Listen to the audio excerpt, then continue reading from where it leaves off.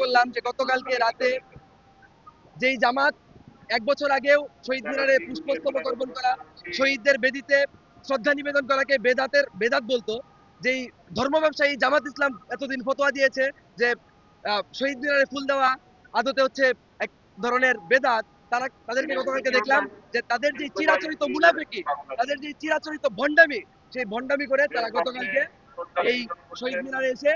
আদতে আমরা বলবো তারা এই শহীদ মিনারে আসার মধ্য দিয়ে এই যে স্বীকৃত যুদ্ধাপরাধীরা, এটিএম আজহারের মতো যুদ্ধাপরাধী এই শহীদ মিনারে গতকালকে আসলো, এই শহীদ মিনারে আসার মধ্য দিয়ে আদতে আমাদের শহীদদের রক্তের সঙ্গেই তারা এক ধরনের গাদ্দারি করেছে এবং তাদের যে ভণ্ডামি, সেই ভণ্ডামির মুখোশও তারা জাতির সামনে উন্মোচন করেছে।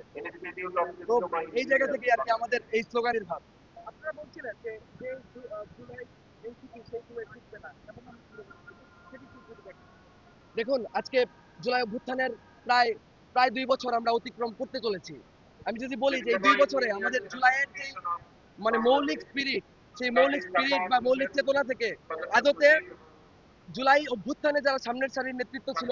যাদের কাছে বাংলাদেশের মানুষের অনেক চাওয়ার ছিল, অনেক পাওয়ার ছিল, অনেক আশা ছিল, আকাঙ্ক্ষা ছিল, তাদের গাদ্দারির কারণে সেই যে চেতনা, সেই চেতনায় অনেক ফাটল ধরেছে, অনেক চিট ধরেছে, এগুলো খুব বাস্তব কথা। এই জন্যই আমরা বলেছি যারা জুলাইকে কুক্ষিগত করার মধ্য দিয়ে আমরা দেখেছিলাম যে আওয়ামী লীগ কিভাবে বাংলাদেশের মাটিতে ৭১কে কুক্ষিগত করে আদতে বাংলাদেশ এক ধরনের স্বৈরতন্ত্র কায়েম করেছিল, ঠিক একইভাবে আমরা দেখতেছি গত 2 বছর যাবৎ কারা কারা জুলাইকে বিক্রি করার মধ্য দিয়ে বাংলাদেশের মাটিতে এক ধরনের মব সন্ত্রাস, এক ধরনের নৈরাজ্য চালিয়েছে। আমরা মনে করি যে তাদের যে এই ধরনের জুলাই ব্যবসার যে ফন্দি ফিকির, এটা বাংলাদেশের মানুষ হারিয়ে দিয়েছে। এই জন্যই আমরা বলেছি যে যেই জুলাই এনসিপির সেই জুলাই আদতে টেকার নয়, যেই জুলাই ব্যবসায়ীর সেই জুলাই আদতে টেকার নয়, যেই জুলাই জনতার সেই জুলাই অবশ্যই টিকবে। আমি এনামুল হাসান নয়, আমি বাংলাদেশ ছাত্র ইউনিয়নের কেন্দ্রীয় শিক্ষা ও গবেষণা বিষয়ক সম্পাদক।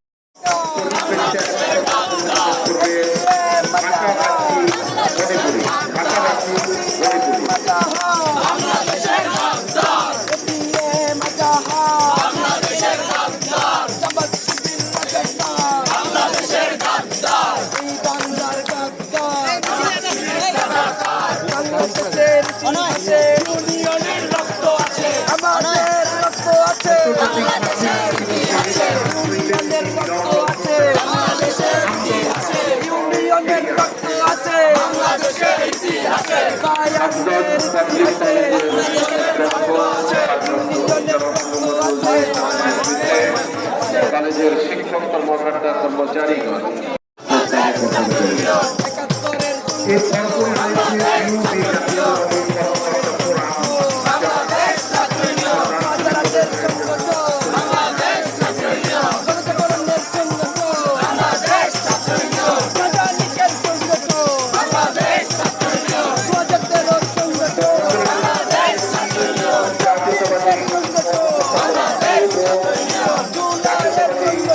Bangladesh